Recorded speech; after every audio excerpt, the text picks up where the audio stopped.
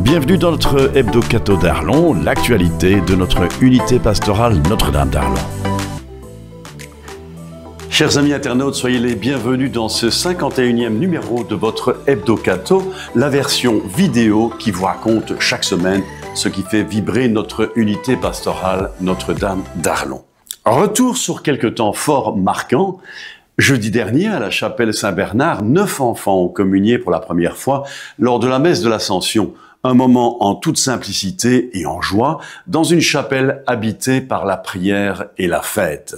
Et le week-end dernier, malgré une météo incertaine, c'était l'incontournable fête de Clairefontaine.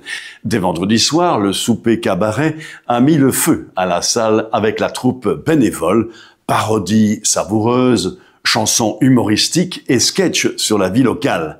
Côté cuisine, un régal digne des plus grandes tables. Dimanche, la Fancifère a battu son plein. Pêche, jeux, chants, barbecue, bar ouvert et surtout en matinée. Une messe en plein air célébrée par notre doyen Pascal Roger. Un week-end comme on les aime, plein de vie et de liens. Depuis ce jeudi 5 juin jusqu'au dimanche, vous pouvez encore découvrir l'exposition Lacrima, signée Monique Voss, conteuse et théologienne. Une plongée émouvante dans le mystère des confessionnaux entre poésie, histoire et résilience. Vidéo d'ambiance avec Karine Burnotte qui accompagne l'artiste Monique Voss. On confiait à l'arbre ses soucis ou ses joies, et l'arbre, en grandissant, enserrait ses soucis et ses joies et les transformait. Donc tout ceci, c'est le monde de l'illusion. Il a bien sa place dans un confessionnal, parce que si on se laisse prendre par le monde de l'illusion, on peut très bien s'éloigner du respect de l'humain.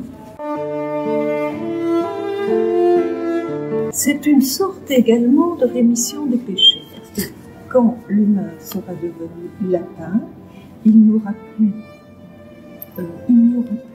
de soucis de guerre. Ce qu'on appelle de la réalité augmentée.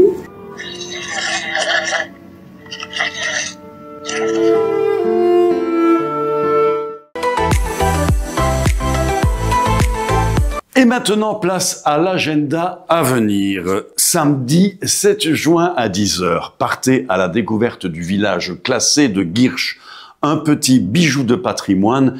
Tous les détails sont sur nos réseaux sociaux.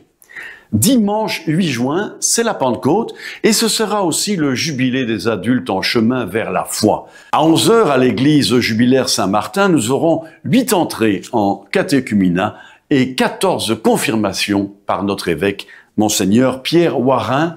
Et après la messe, on partagera le verre de l'amitié. À ce propos, si vous avez des talents en zakouski ou autres douceurs salées, on compte sur vous pour agrémenter l'auberge espagnole de circonstance.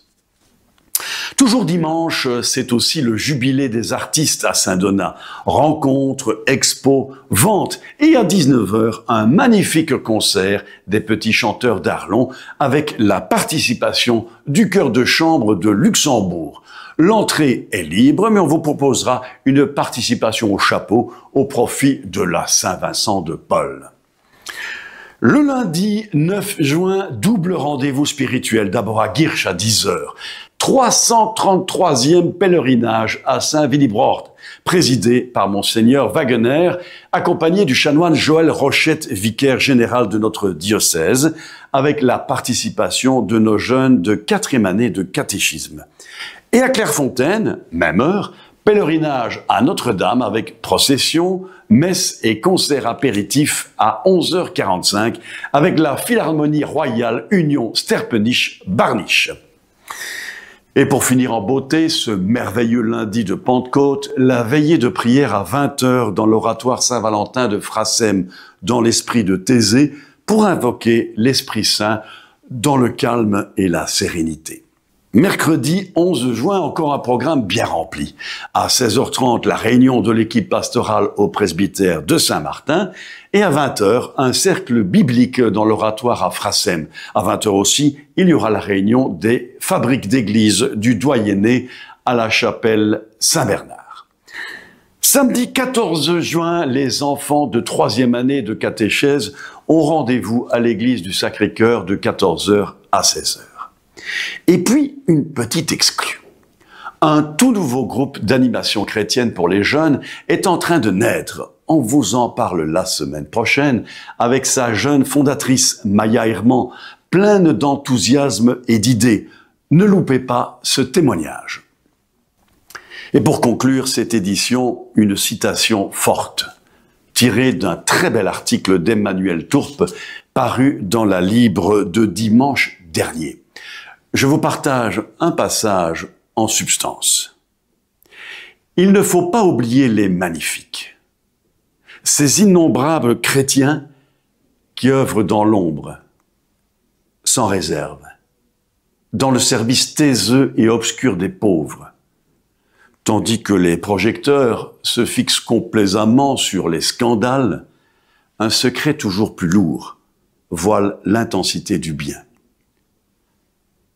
Ce secret de l'Église, ce n'est pas une énigme ésotérique, mais tout simplement la charité discrète et quotidienne, invisible aux yeux du monde. Alors, chers amis, cette semaine, permettez-moi de dédier cet hebdo-catho à tous ces invisibles, et pourtant si magnifiques. N'oubliez pas de souhaiter une bonne fête à tous les papas ce dimanche et bien sûr une pensée profonde à notre Père à tous. À très bientôt pour la toute dernière édition de la saison. On se retrouvera ensuite en septembre pour une 3e saison encore plus dynamique. Donc, à la semaine prochaine pour de nouvelles aventures, déjà estivales.